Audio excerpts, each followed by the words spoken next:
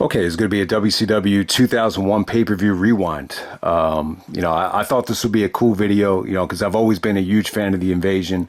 And, I actually really, really like this roster, this WCW 2001. I think it's definitely a step up from, the roster that Russo was booking in 2000. But there's not a lot to talk about here. We got 3 pay-per-views, plus I'm going to touch on the final Nitro, the simulcast, when Shane arrived and they purchased WCW.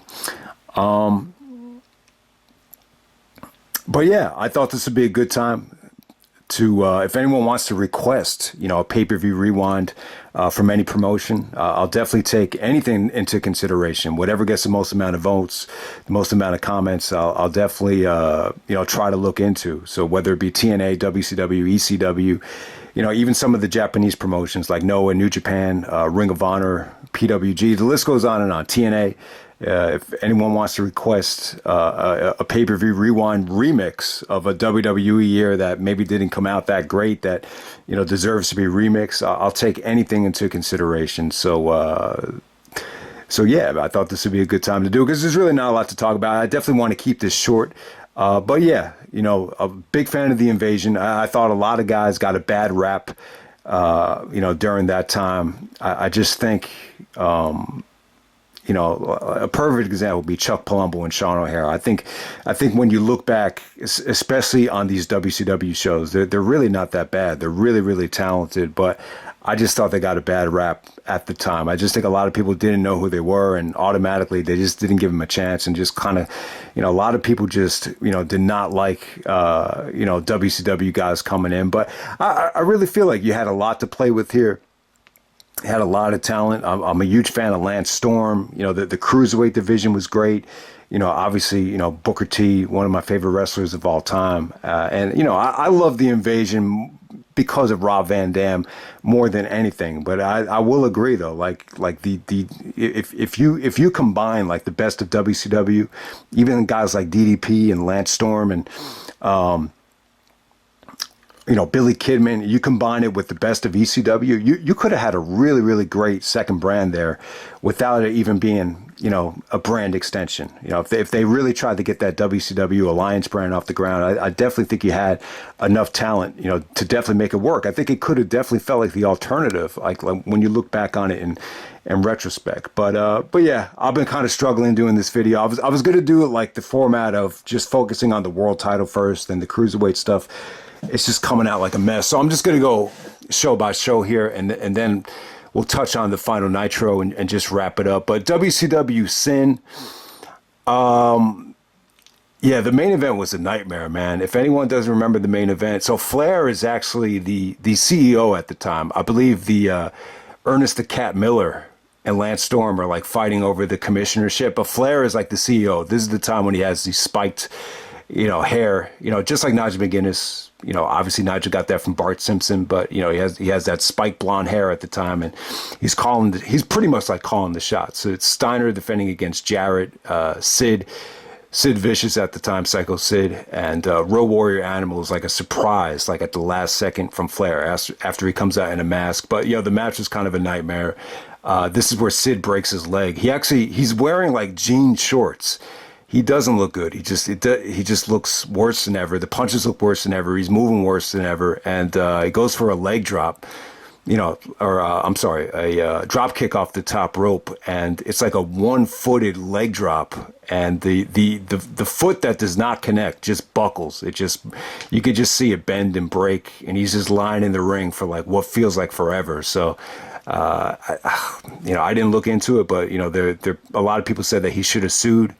Because they didn't stop the match, and they just waited for a Real Warrior Animal to come out. So Steiner gets the pin on Sid. So yeah, Sid breaks his leg. The match ends up being a total mess. I thought, anything between Steiner and Jarrett was actually really, really good for the most part. But yeah, Scotty Steiner ends up, pretty much staying champion this whole year until the very last Nitro. And I got to say, I'm actually impressed with Steiner. I think good mic skills.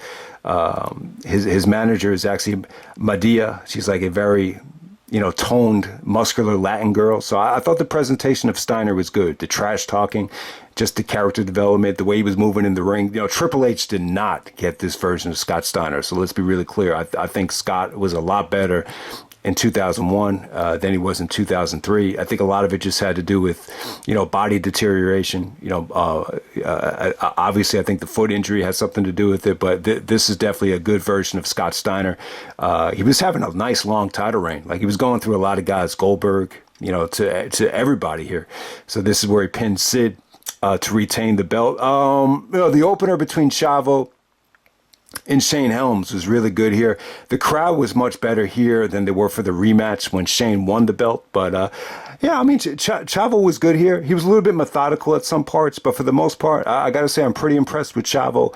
The match between him and Shane, they weren't, that athletic. I don't think they flowed very well, but there was just some good, crisp, counter wrestling here, with Chavo, with the gory special, and Shane's finisher was the eye of the storm, the eye of the hurricane, wherever he called it. It was very similar to Finn Balor's finisher. I just thought Chavo and Shane they set a nice little tone here. So definitely the highlight from 2001 from WCW is the cruiserweights. When you got Chavo, Shane, and Rey Mysterio's in the cruiserweight division as well.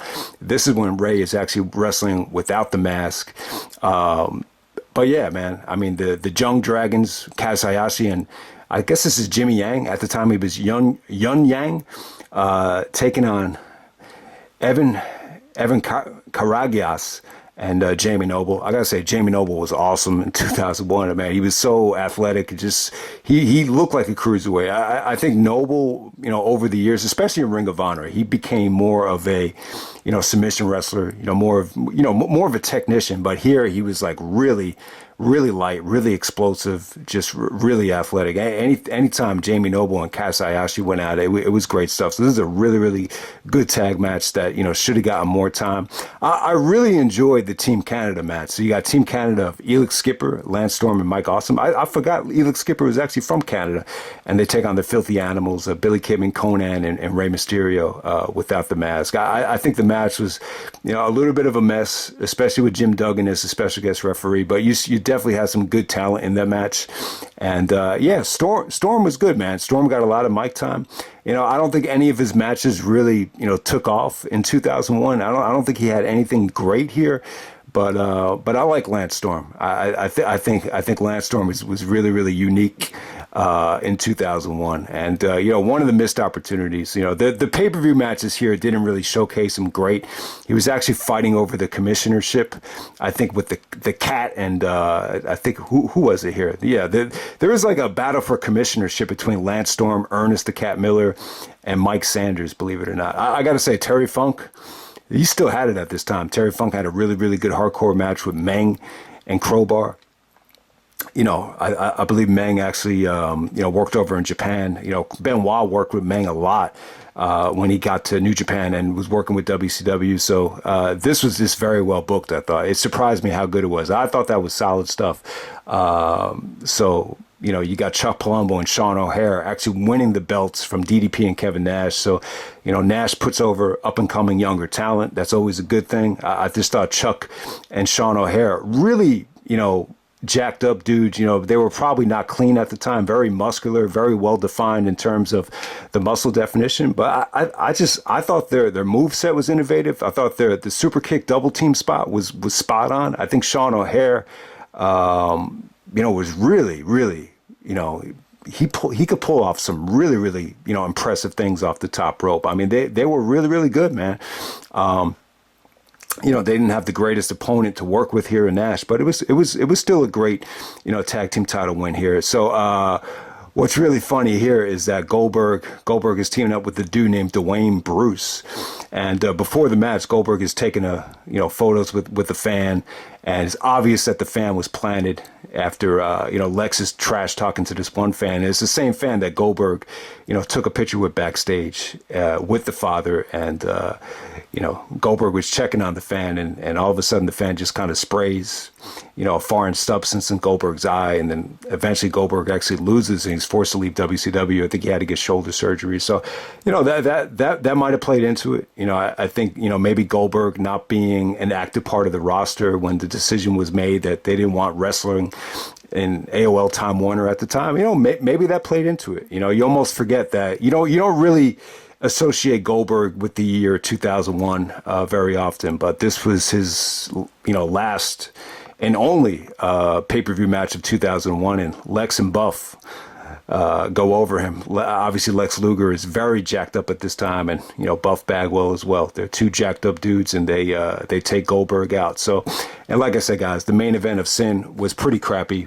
So it's a bad night for Sid on the Sin pay-per-view, if that makes any sense. And we're gonna move on to SuperBrawl Revenge here. So you got Shane Helms taking on Evan, Hayashi, Jamie Noble, Shannon Moore, and Yang. I gotta say here, Yang actually they booed the crap out of him in the beginning of this match. That's really the only thing that took away from this match. There was just some really, really bad botching, and a lot of the fans were all over him. Hayashi got criticized a lot, when he came to Ring of Honor, but it wasn't him. It was actually, I think it was Jimmy Wang Yang that was doing most of the botching here. But, Shane Helms actually wins. So they were pushing Shane Helms hard here before the Hurricane. Shannon Moore is here as well. So, both Shane and Shannon, I think they were, training with the Hardys, leading up to this thing. So, huge match for them. I just thought you had, some great action here. It was awesome stuff. I think the MVP was definitely Noble, but the finishing sequence between Shane Helms, it came down to Shane Helms and Hayashi. I think the stuff between them was pretty damn good. Good stuff there. Sean O'Hare and Chuck Palumbo, another impressive, tag team title defense against Mark Jindrak and Sean Stasiak. So you get to see Jindrak here well before the days of Evolution, well before the days of Kurt Angle and Luther Reigns. And I don't know, you could argue that he was green here. He was just kind of there. I'm not a huge fan of Sean Stasiak, but I got to say, man, I think Sean O'Hare and Chuck Palumbo, this was probably the best performance on pay-per-view in 2001. That match right there. Chavo and Ray is totally different than the WWE stuff. I mean, Ray is wrestling without a mask here. It almost feels like more of a street fight. It's just more, they both feel very humanized at the time, Chavo and Ray. You don't have Vicky out there. You don't have the Eddie tributes. It's totally different. It feels like the real people. So I thought the match was good, not great. It almost felt like more of a street fight, even though it wasn't. Rick Steiner actually takes on Dustin Rhodes here for the United States Championship, so Rick Steiner actually puts over Booker T on the way out. You remember Booker T was U.S. champion, WCW champion during the invasion. So he did win it from Rick Steiner, as we'll see on Greed. But I got to say, Dustin Rhodes, he's always a solid worker. He didn't look like he was in the best of shape here. But, I thought he looked really, really good, whenever he was in the ring one-on-one with anybody at this time. I'm trying to think of what else really stood out here. Chris Kanyon and DDP. I gotta say, I think SuperBrawl Revenge might be the pay-per-view of the year of 2001 because, and a lot of it just has to do with DDP, man. Kanyon and DDP, it only went 8 minutes. It felt like they jammed a lot of stuff into 8 minutes here. And I thought Chris Kanyon was awesome. Just his moveset was really innovative. The variations of the, flatliner, the variations of the DDT, just him using his thighs as a weapon. Just, some of the most innovative offense you'll see. And now, obviously, he's friends with DDP. I think they were in a tag team, a Jersey-related tag team, as DDP is from the Jersey Shore, Ocean County College, Toms River. So it definitely makes sense to me that Kanyon and DDP had amazing chemistry here. It felt like they packed this felt like it went longer than 8 minutes. And then DDP has another solid match against Jarrett. So this is probably the highlight of Jarrett in 2001. I thought him and DDP had a really, really good match here. DDP got all bloody. So they did a really good job of building up DDP as a threat for the championship. So good stuff there. And then the main event, you got Steiner taking on Nash. So Nash actually fakes an injury and actually beats Steiner, but Flair, the CEO, so Flair is actually at, doing commentary and then orders them to restart the match. He makes it a 2 out of 3 falls match. Then he makes it like a falls count anywhere match and then a street fight. So everything, it just kind of felt like a mess in terms of, restarted the match. But, it doesn't mean that it was bad though. I thought Nash looked pretty good for that time. I really did. Like, I didn't get the feeling that Nash was like an inch away from tearing his quad or anything like that. I thought he looked really, really good. I mean, the match was definitely overbooked, but it was quite fun, though. It was fun to see Steiner come back after, Nash actually got the first fall right there. I think Flair at the time as CEO, I actually prefer it over the owner in WWE. It's kind of like the same thing, but he felt a little bit more at home. I think when he was working with Austin, I don't know what it was. He felt like he was under a lot of pressure. I just don't think Flair, reached this level of comfort. When he had this role in the WWE, but it is what it is right there. That SuperBrawl Revenge, probably this probably had the most depth, I think, out of all the pay-per-views in 2001. And then Greed, Greed is the last pay-per-view. This was the week before the final Nitro, and a lot of people just say, like too little, too late. Like it's a shame that WCW went out of business because this pay-per-view was really not that bad. When you really think about it. All right, so I did not expect to talk about this match. When these two guys came out, I was like, man, how am I going to talk about this? But I got to say, Jason Jett and Kwee Wee. When I saw both guys, I was just like, man, I don't think this is going to be very good. But I was wrong, man. It was more because of Jason Jett. I thought the guy was really impressive. So this is someone that maybe you just look at it and just say, man, it's just bad timing. Because who knows? I mean, I was really impressed with the dude. Like, he really was good. The guy was, like, good at everything. He was a good seller. He had good moves. The match just flowed really, really well. Then it got time. It was pretty damn good. So if anyone wants to see an under-the-radar WCW match featuring guys that you never heard of before, check out Jason Jett and Kwee Wee. It was actually not that bad. Probably one of the better things of the night. Obviously, the match of the night, Filthy Animalz, Billy Kidman and Rey Mysterio taking on Elix Skipper and Kid Romeo. This is the finals of the Cruiserweight Tag Team Championship Tournament. So, yeah, Cruiserweight Tag Team titles sounds like a good idea. I think at the time, that's what WCW needed. Most of the sexiness is in that division. AJ was actually in the tournament. So you don't get to see AJ on pay-per-view, but I believe he did wrestle in the tournament on one of the Nitros and the Thunders. So, maybe a WCW AJ style. I mean, they're never going to release their best of AJ styles from WCW, even though AJ has a best of from like every other promotion. But it'd be cool to, revisit some of the AJ stuff from WCW. But Elix and Kid Romeo actually defeat the Filthy Animalz here. I got to say, I'm pretty impressed.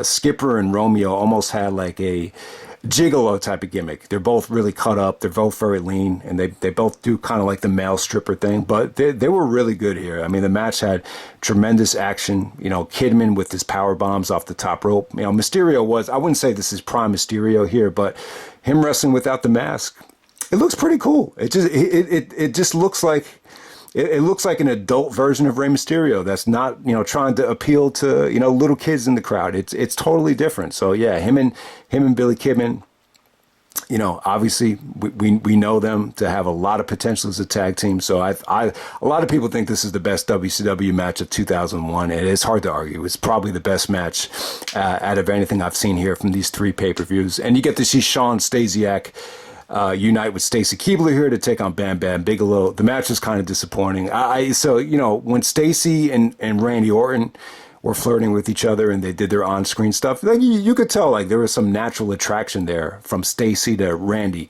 But here is a total opposite. Like Stasiak is, as JR says, goofy as a pet coon. So I just couldn't buy into the attractiveness there. But yeah, Stacy helps Stasiak defeat the legendary Bam Bam Bigelow. I gotta say, I was a little bit disappointed in Lance Storm and Mike Awesome taking on Hugh Morris and Konnan. I thought this would be a really good match. I don't know. I just felt like it was just there. It was just kind of lethargic. Awesome actually gets the win with the running Razor's Edge, the Awesome Bomb. Other than that, I just don't think this really ever got going. But you do get to see Hugh Morris in WCW. I think he's a really good worker. I think his look definitely hurt him a bit. He was more well known as Bill DeMott, the Tough Enough trainer, but you get to see him here as Hugh Morris. Him and Austin did some great stuff during the invasion where Austin just bullied the crap out of him. So Shane Helms wins the Cruiserweight Championship from Chavo Guerrero. I thought this was good stuff. It had a bad crowd, though. Crowd was bored. They were chanting boring. As soon as they chanted boring, though, like the match really picked up. You saw some high spots. And once again, the chemistry between them with the counter wrestling. Shane Helms actually wins with his Eye of the Storm, Eye of the Hurricane finisher. And Chavo goes down. Shane Helms, Gregory Helms. I'm a big fan of the Hurricane. Like, even though when the Hurricane came in, like, you might have thought it was a cartoon gimmick, but I always thought he was. I just think this roster definitely had some unique personalities and a variety of personalities. Like Shane Helms is totally different from Lance Storm, but they both brought something different to the table during the invasion. Sean O'Hare and Chuck Palumbo actually squash Lex Luger and Buff Bagwell. Lex and Buff actually argue after the match is over after getting squashed. So that was funny there. So yeah, Booker T actually beats Rick Steiner. The match was not anything special. Rick Steiner was definitely the weaker Steiner, especially at that time. Booker T goes over him with the bookend. The finish was really good. Really well executed with the bookend finish.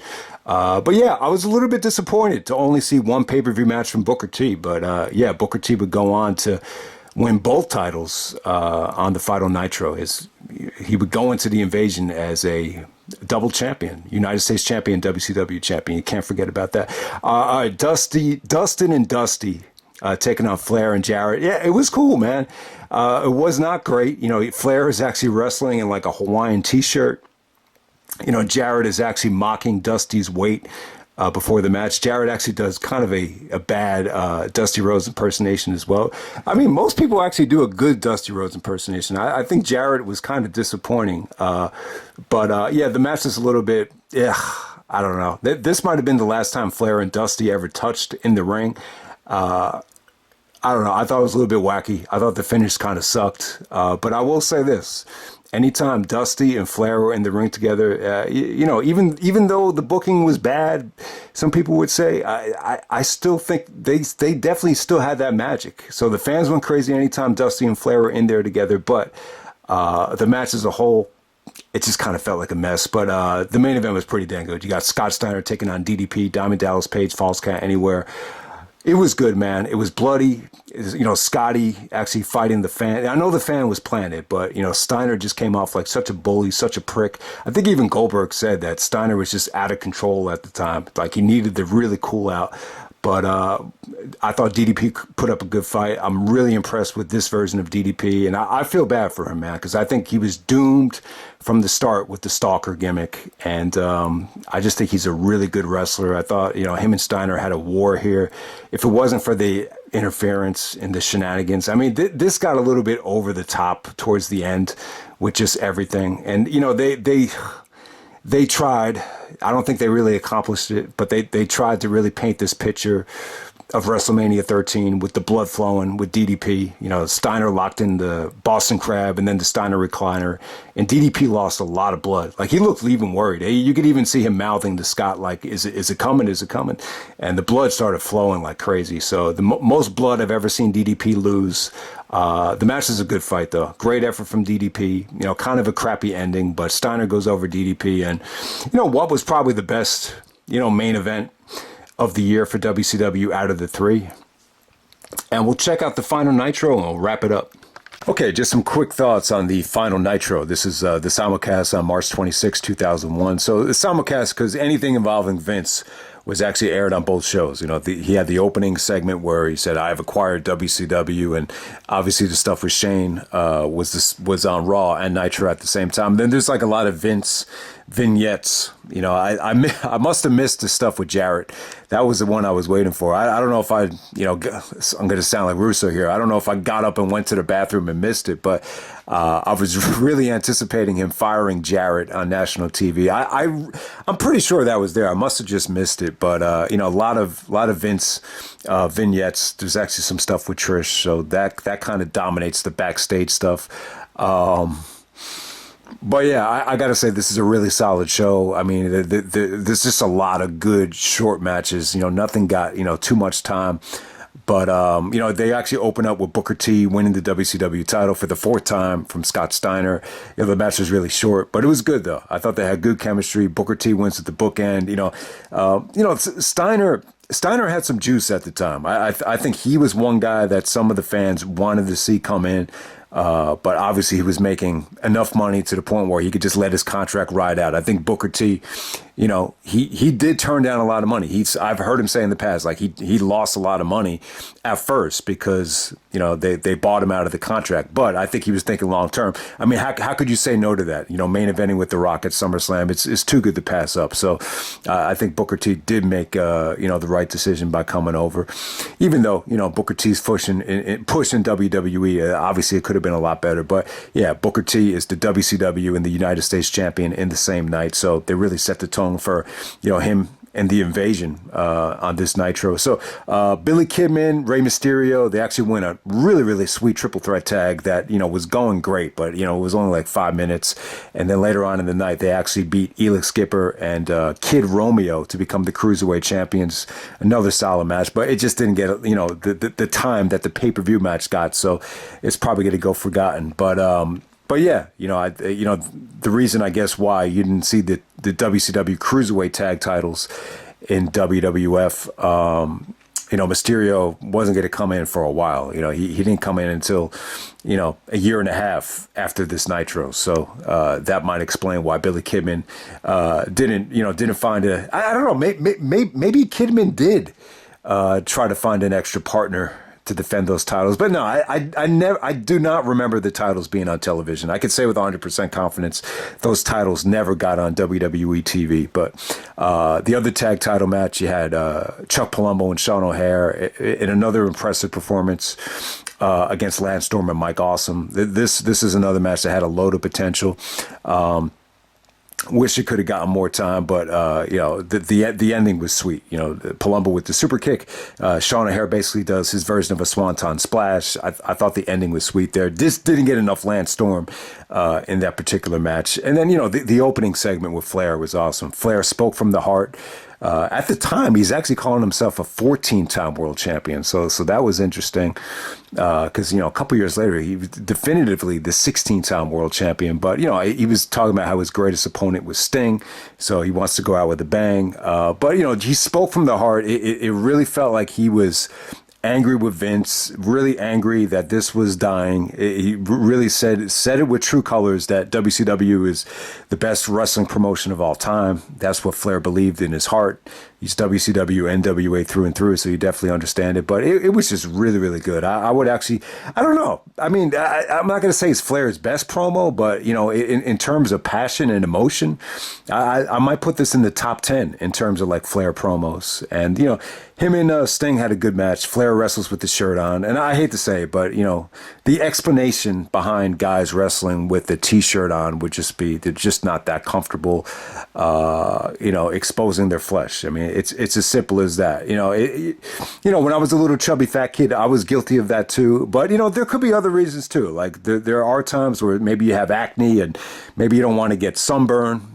That's more of a problem with me now as opposed to when I was a little chubby kid. But, everybody's different. I know the discussion was why is Sting wearing a T-shirt now? I mean, he's just old. So maybe he just doesn't want to expose himself. Not everybody is comfortable, showing off their body at a certain age. So maybe that has something to do with it. But I thought the chemistry was still there. I think Sting is just a great guy. I just feel like he's like the biggest, maybe the biggest baby face in history of wrestling. Just the amount of respect he's shows for, guys like Flair, Great Muta, Kurt Angle, anybody that he's worked with. I just think Sting is, and even what he's doing with Darby and some of the younger talent, like you could just tell he's a good guy. Kurt Angle even said it, like the one guy that never played politics was Sting. So, give Sting and Flair credit. The match wasn't, obviously don't expect Clash of Champions or, anything special, but, for what it was a fitting end, to just a really, really cool night.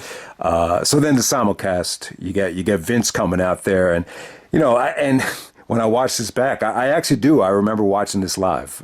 So this is when I was starting to get back into it, but not like, religiously watching it all the way. I remember I was curious about this. So Vince, the original plan was for him to buy sign the contract from Time Warner at WrestleMania with Ted Turner coming down. And I remember it well, man. I remember my dad got a kick out of this. We were watching it back on like WWF XS. And he was like, I'm going to sign it, and I'm going to sign it at WrestleMania. He just got a kick out of the way Vince said it. But yeah, I mean, that would have been like rubbing it in, to sign the contract at WrestleMania. And, but, before Shane comes out, though, man, it was really cool. I mean, this is one of Vince's best promos. The line about you got to take your competition and squeeze the life out of it, like I squeezed the life out of WCW. So, I mean, it was really, really cool. There's really a lot to talk about here. I really do want to keep it short, but I vividly remember, him saying Hulk Hogan's name, and Hogan got booed. Like there was absolutely no interest. It was like night and day compared to 2002. So Hogan owes Toronto and Montreal like thank you letters, and The Rock as well, because God damn it, man, Hogan was not over, man. And most of these guys just weren't over. I think that's probably the biggest problem. Like if you want to nitpick about the lack of ratings and lack of buy rates, that's probably the biggest problem. Like there really wasn't that many guys over. I mean, Steiner, he said Big Papa Pump, thumbs up, thumbs down. The reaction for Steiner was slightly above mixed. The reaction for Booker T was, I would say, it felt a little positive, and then all of a sudden it was just like, Lex Luger was really, that was the worst one, actually. Who else was there? I mean, there was a lot of Goldberg chants, so give Goldberg credit. He's, Vince didn't even want to say his name, but, towards the end, you just couldn't ignore the Goldberg stuff. This Sting stuff got a slightly positive reaction, but for the most part, like the first couple names he just threw out there, it was just like, Buff Bagwell's another one. Some of the girls really like Buff Bagwell. Back at that time, like a lot of girls got off on guys with a lot of muscles and, the massive physiques. I just think that's kind of changed since the late 90s, early 2000s. So that was cool. So yeah, and then Shane comes out, and Shane, saves the day and says, yeah, the contract says McMahon. And then Vince kind of gives the over-the-top facial reactions, but it says Shane McMahon. So Shane is actually at Panama City, at the location of Nitro. So yeah, really, really good night for Shane. I mean, I definitely think this had a lot of potential. I don't think Shane was probably the best guy to lead the invasion, though. When you look back in retrospect, I think Shane is much more of a natural babyface. But hey, man, I'm not here to pick on Shane. I hope Shane recovers well from the WrestleMania injury, which is kind of going forgotten.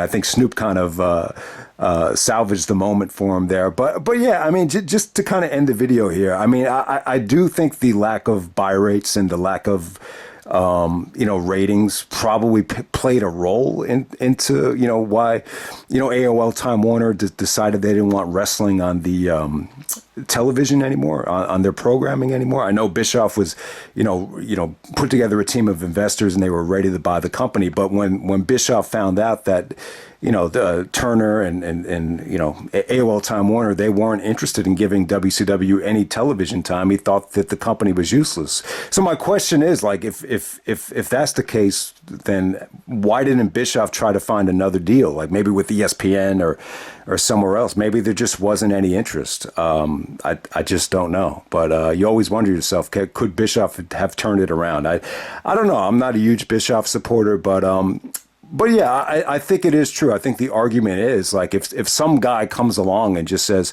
we don't want to sell guns anymore, we don't want to sell pornography or adult content, or if someone comes in and says, we don't want to sell Twinkies anymore, it doesn't necessarily mean that Twinkies was doing bad financially. It's just our model just isn't consistent with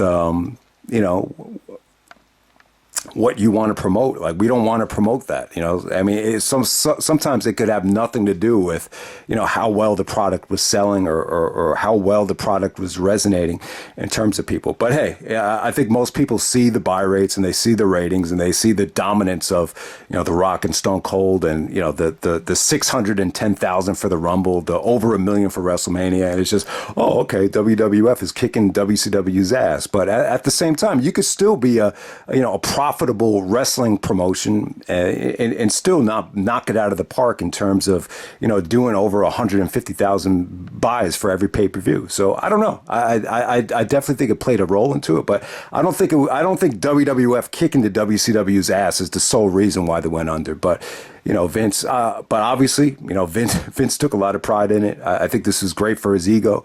You know, he was like, how does someone conquer a billionaire? By becoming a billionaire yourself. So there's a lot of really good lines from Vince there. It is a little bit emotional, emotional and motivational as well. But you know, just keep in mind, you know, it's not all Vince. It's a team effort.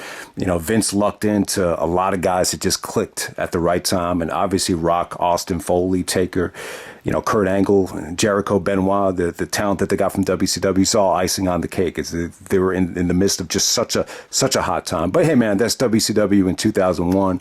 I think I've said enough about it. I'm not crazy about these pay-per-views, but at the same time, I thought they definitely had their moments. You know, it was solid stuff. And I like a lot of the guys that actually came over into the invasion. I think it was a good time, underrated time. I know it didn't really click with everybody. I know a lot of people just wanted to see, you know, even some of the guys that are on this Nitro. There's a handful of guys from Goldberg, Sting, Flair. I mean, the list, Steiner, the list goes on, that you just, and Mysterio as well, without the mask. You know, you just didn't see them for a long ass time. So I could understand it if some people were disappointed. But for the guys that came over, the Booker T's, the Lance Storms, you know, Palumbo and Sean O'Hare. I mean, the list goes on and on. I think there was a lot of really, really good talent, and I think a lot of them should be commended for at least going over and trying, because this had to be a rough time with the uncertainty. I think anytime someone comes in and buys out and makes a decision, you know, we don't want this on our network, and you're going to get taken over by this company. It's just a lot of uncertainty in the air. It could be tough, man. Even for the guy on commentary, he was like, I'm not going to think about my mortgage. I'm going to think about the title match. I mean, that's some real shit. That's some real, you know, stuff to really digest. But hey, man, that's WCW 2001. I'll end it right there. All right.